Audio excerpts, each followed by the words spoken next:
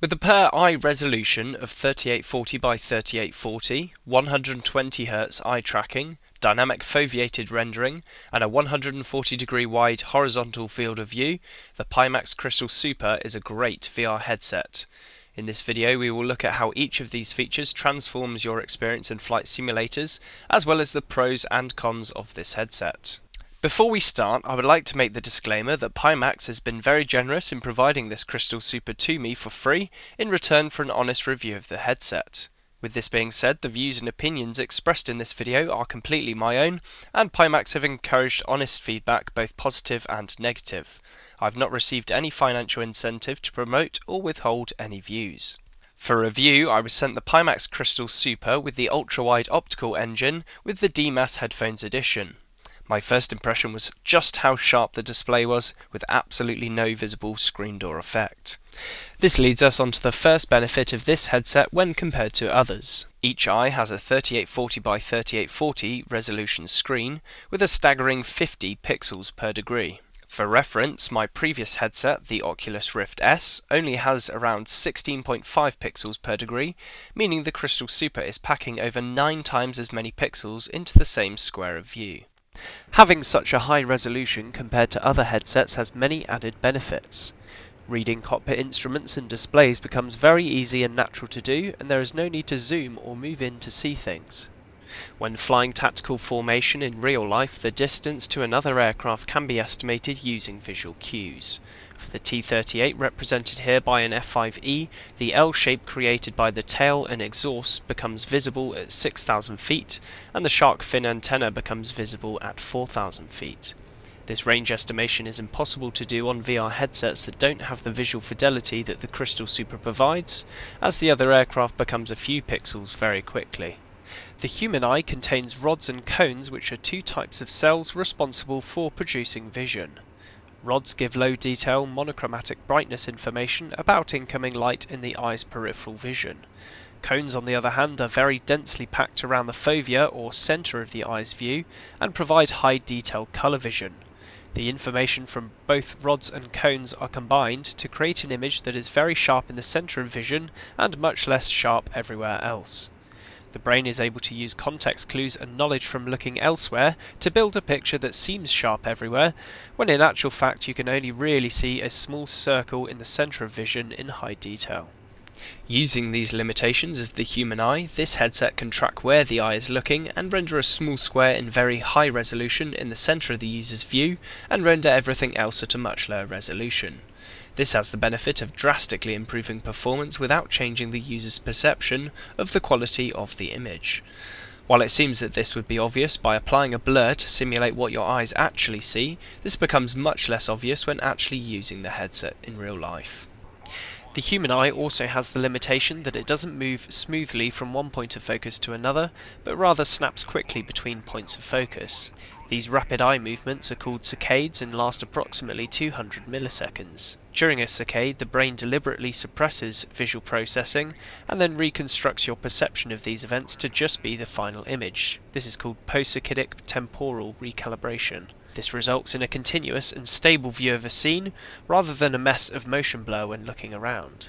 The Pimax Crystal Super contains a ring of IR lights around each lens, with a small camera embedded to track the movement of your eyes. This tracking is done 120 times a second, which is much faster than the length of a saccade, meaning it is almost impossible to see the high-resolution square come into view. The Pimax Crystal Super uses aspheric glass lenses in the ultra-wide optical engine.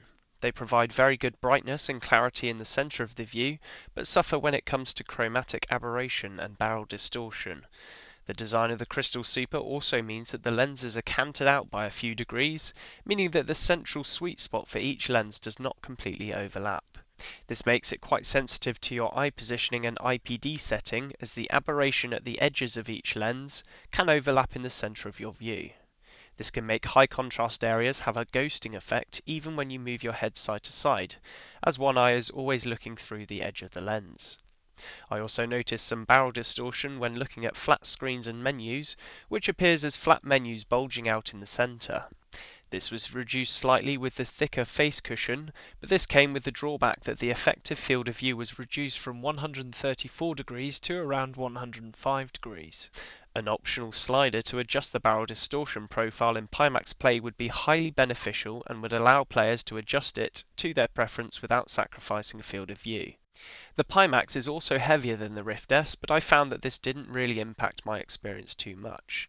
Playing for a long period of time on the Pimax is definitely doable, but some users may find the additional weight does impact longer sessions. The face cushions on the Crystal Super are much better than the Rift S and feel significantly better quality and much more comfortable. The Rift S also suffers a lot from fogging up initially when the lenses are cold, but the Pimax doesn't have this problem. The DMAS headphones are exceptionally good and produce very nice audio. I've always used them when testing and never once wanted to put my normal headphones over the top. They produce very nice bass and are very directional, which means that even if they sound loud to you, they will sound quiet to other people sitting nearby. I would definitely recommend these as they are very good quality. Pimax Play is functional and works well. The UI does seem a little dated and could be improved to be more consistent, but otherwise works nicely. There are also a few typos which may need addressing. I like that dynamic foveated rendering can be adjusted to your preference and can even be set per game. I would like to see an option to switch the VR mirror image to be what the headset actually sees, with the high resolution foveate square superimposed on the low resolution peripheral view, with an eye tracking dot showing where your eyes are looking. Otherwise, I have no real issues with the software and it does what it needs to do.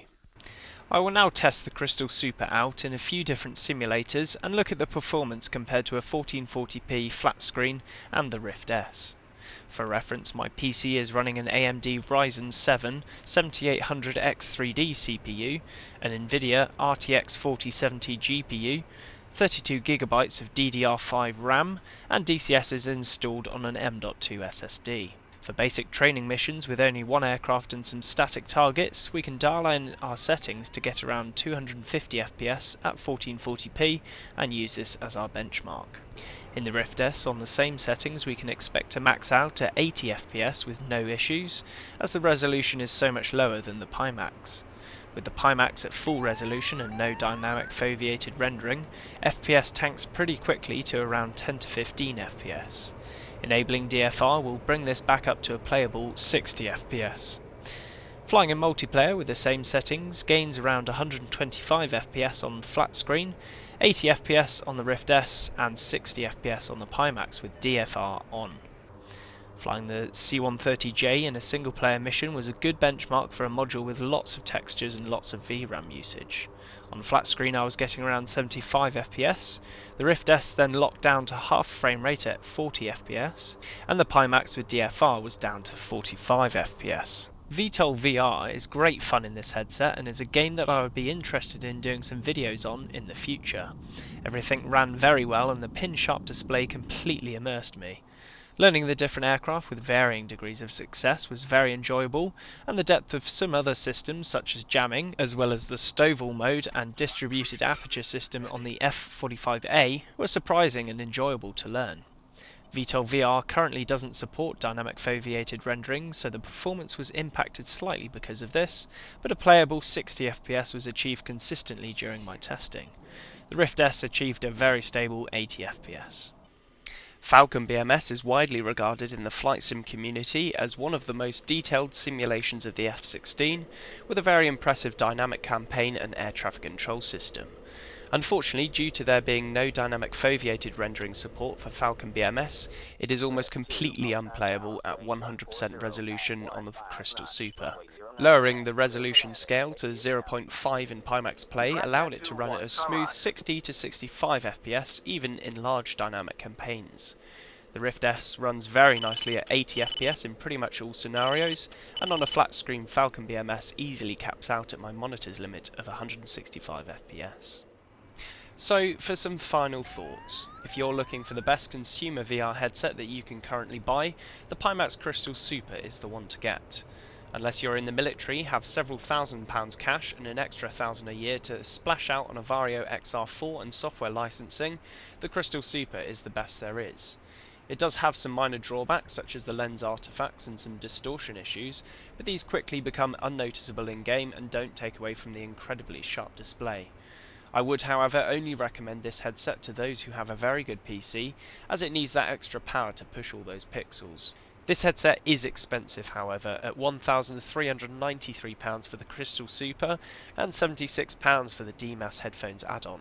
With tax added, this comes to £1,762.80. For this reason, Pimax have offered a 2% discount with the code ECHO for all Pimax VR headsets. If you do intend to purchase the Crystal Super, make sure to get the Be the Maverick pack, which will include the DCS FA-18C Hornet free of charge. And with code ECHO, you'll be saving $36 on the headset and an additional $80 on the DCS Hornet, giving a total saving of $116. For the Crystal Lite, code ECHO will give a saving of $18. This headset is much more affordable at £844.37 with tax included, and with its lower resolution per eye, this is suited better to those with more mid-range PCs and is more budget friendly. If you are in the market to purchase any of these items, please do follow my affiliate links in the description, as this gives me a little bit of a bounce back. As always, be sure to leave any corrections or information in the comments below and let me know what you think about this headset.